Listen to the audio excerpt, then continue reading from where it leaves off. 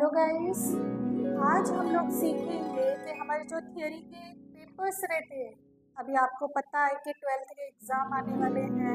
12th के बाद हम लोग को FY SY के एग्ज़ाम आएंगे, फिर TY के बच्चों के एग्ज़ाम आएंगे। तो उन बच्चों को थियोरी का पेपर कैसे लिखना है और कैसे उस पेपर को अच्छे से प्रेजेंट करना है, आज हम सीखेंगे। मेरा वीडियो लास्ट तक देखिए, क्योंकि इस वीडियो को पूरा देखने से ही आपको पता चलेगा कि आपको कैसे प्रेजेंट करना है अपने पेपर को, थियरी के पेपर को कैसे प्रेजेंट करना है।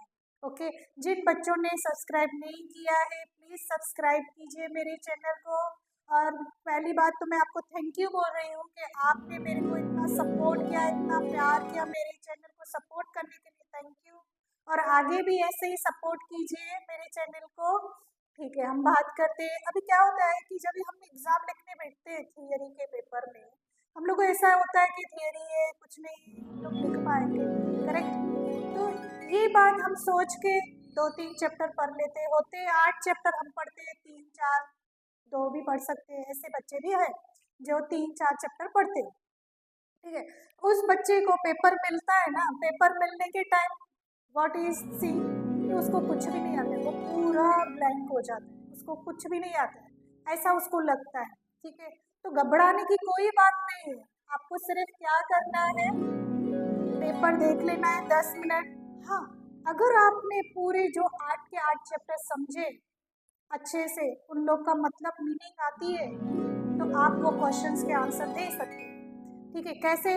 अभी आप 10 मिनट गो थ्रू गए, करेक्ट। उसके बाद समझो आपके 6 क्वेश्चंस है, 6 क्वेश्चन में भी आपको ऑप्शंस दिए गए।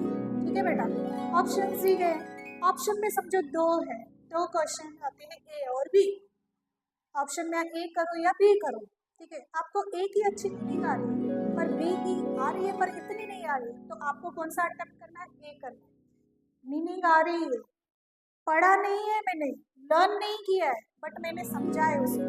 ठीक है, समझ, अगर आपने अच्छे से उस कंसेप्ट को क्लियर समझा है तो आप उसका आंसर इन ओन वर्ड्स भी you will be able to write. अभी मैं ट्रिक बताती हूँ, आपको सिर्फ 5 ट्रिक लर्न करनी है कि कैसे आपको क्वेश्चन का आंसर लिखना है, so that you will be able to get 6 mark from 8। अगर 8 मार्क का क्वेश्चन है, 100% गारंटी दे रही हूँ कि आपके 5-6 मार्क्स तो आ ही जाएंगे 8 में से, अगर ये मेरा ट्रिक अपनाओगे। फर्स्ट क्या करना है? इंट्रोडक्शन लिखना है।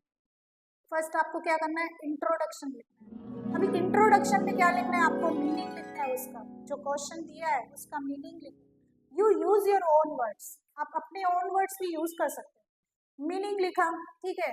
अभी मीनिंग लिखा, मेरे को ऐसे लगा उस टाइम के मेरे को मतलब पॉइंट्स तो मैंने लर्न नहीं किए, कुछ किया ही नहीं है, पर अगर आपको मीनिंग लिखी है ना तो आप उससे पॉइंट से रिलेटेड निकाल सकते हो, उसकी पॉइंट्स उसके रिलेटेड निकाल सकते हो। ठीक है, आपने अभी समझो 5 पॉइंट्स निकाले। पहले क्या लिखना है? इंट्रोडक्शन। सेकंड पार्ट्स में क्या लिखना है आपको?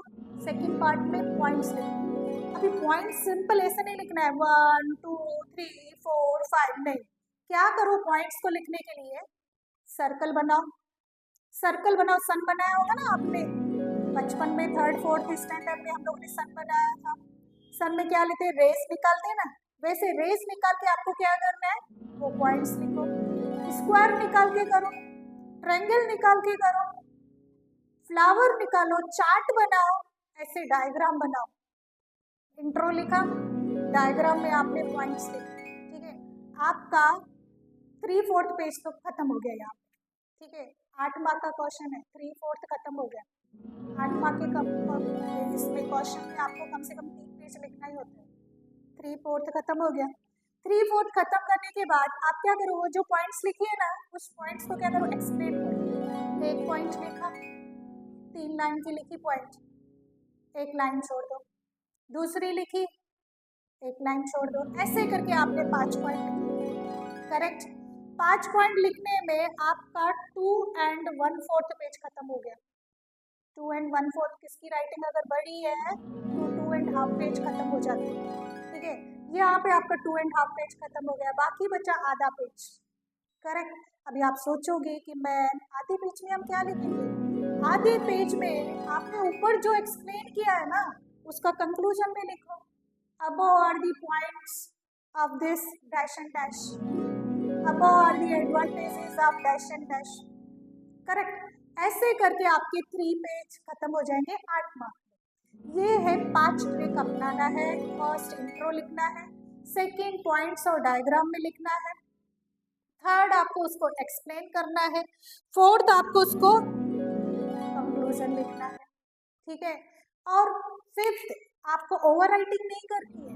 ओवर राइटिंग किया ना तो उसमें भी आपको क्या लगेगा कि बच्चे को नहीं आते, बच्चा क्या कंफ्यूज है लिखने में। तो कभी भी पेपर में जितना हो सके ना ओवर राइटिंग नहीं करनी, ठीक है। अगर ये 5 ट्रिक्स अपनाओगे you will be able to get 6 mark from 8, ठीक है। अभी आप सोचोगे कि मैम बच्चे को तो आता नहीं है, वो ऑब्जेक्टिव कैसे लिखेगा, ठीक है। ऑब्जेक्टिव समझो 20 है, आपको नहीं आ रहे हैं, आपने ऐसे ही अपने दिमाग से लिखा जो समझ में आए, 20 में से 5, 7, 10 मार्क तो आ ही जाएगी, करेक्ट।